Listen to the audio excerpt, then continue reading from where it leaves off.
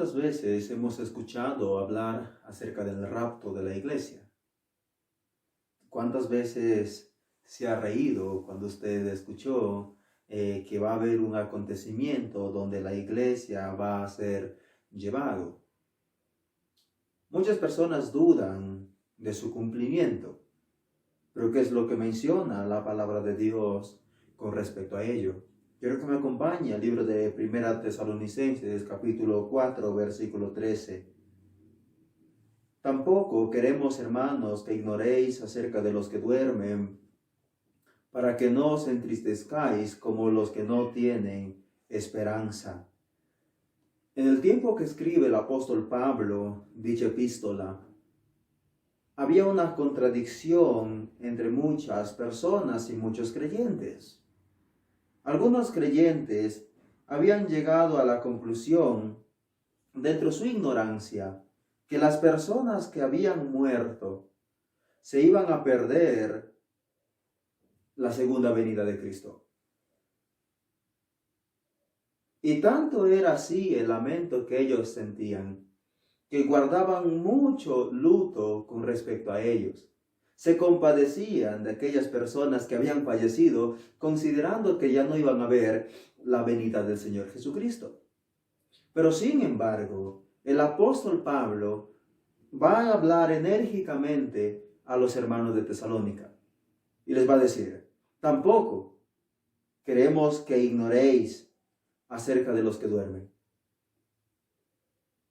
Cuando nosotros hablamos de dormir, significa que tarde o temprano vamos a levantarnos. Tarde o temprano vamos a abrir los ojos.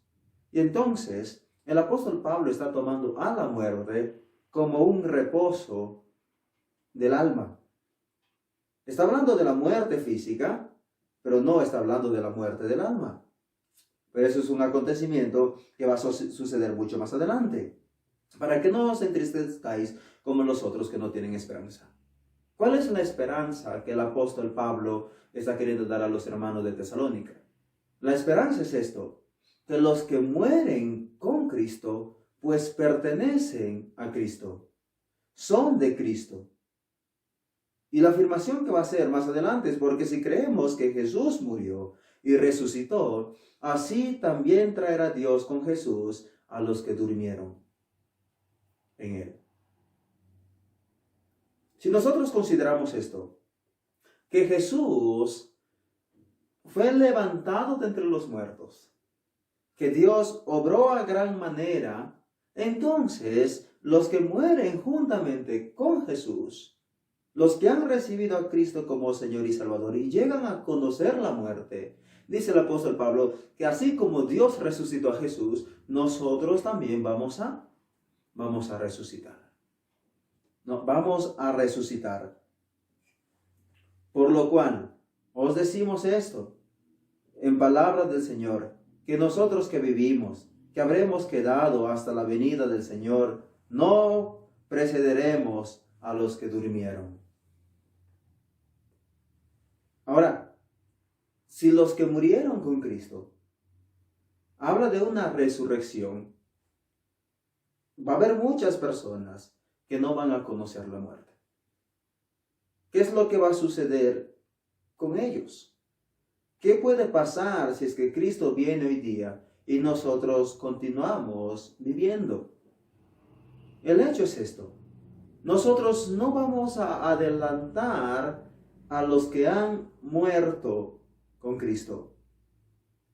Nosotros no vamos a ser llevados antes que los que murieron.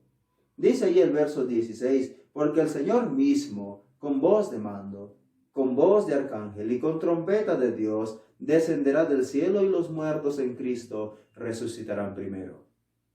Cuando el Señor Jesucristo se manifieste y venga por su iglesia, hace una seria interpretación el apóstol Pablo, que Jesús mismo va a venir con voz de mando, va a venir con voz de arcángel, con trompeta de Dios, va a descender del cielo. Pero algo que tenemos que tener en cuenta es que en dicho acontecimiento Jesús no va a pisar la tierra, va a estar en las nubes. Pero mientras esperen las nubes, el apóstol Pablo dice que los muertos en Cristo, recuerda bien esto, no todos los muertos. No estamos hablando de una resurrección universal, estamos hablando de una resurrección parcial de solamente cristianos. Los que han muerto con Cristo, ellos van a resucitar y van a tener ese encuentro con el Señor ahí en las nubes. Y los muertos en Cristo resucitarán primero y luego nosotros, los que vivimos, los que hayamos quedado, seremos arrebatados juntamente con ellos en las nubes para recibir al Señor en el aire y así estaremos siempre con el Señor. Una vez concluido la resurrección de los muertos, hay otro acontecimiento paralelo a ello de los vivos. Otra vez, no de todos los vivos, sino de los vivos que tienen a Cristo como Señor y Salvador. Por eso dice, luego nosotros, los que vivimos, los que hayamos quedado, seremos arrebatados juntamente con ellos en las nubes para recibir al Señor en el aire. Ahora, pero 1 Corintios 15:51 menciona que no vamos a ser llevados o arrebatados con un cuerpo de pecado, sino dice lo siguiente.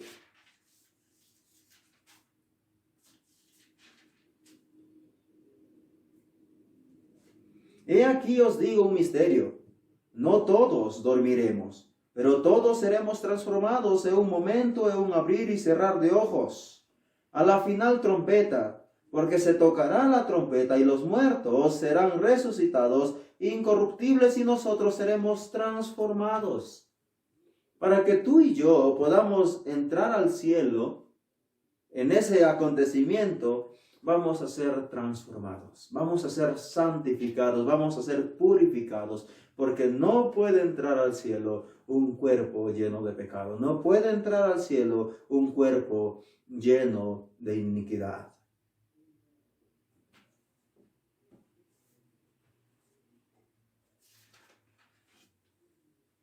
Por lo tanto, alentaos los unos a los otros con estas palabras.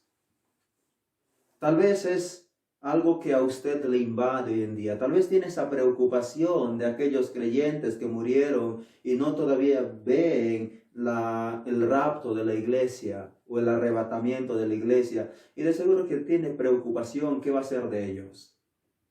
Déjame animarte con esto. El apóstol Pablo dice que ellos, los cristianos muertos, van a resucitar, van a ser arrebatados, van a tener ese encuentro personal con el Señor y nosotros vamos a ser santificados. Y por tanto, mientras esperamos la venida del Señor, no sabemos cuándo va a ser, pero mientras esperamos, debemos de estar alentándonos unos a otros con estas palabras.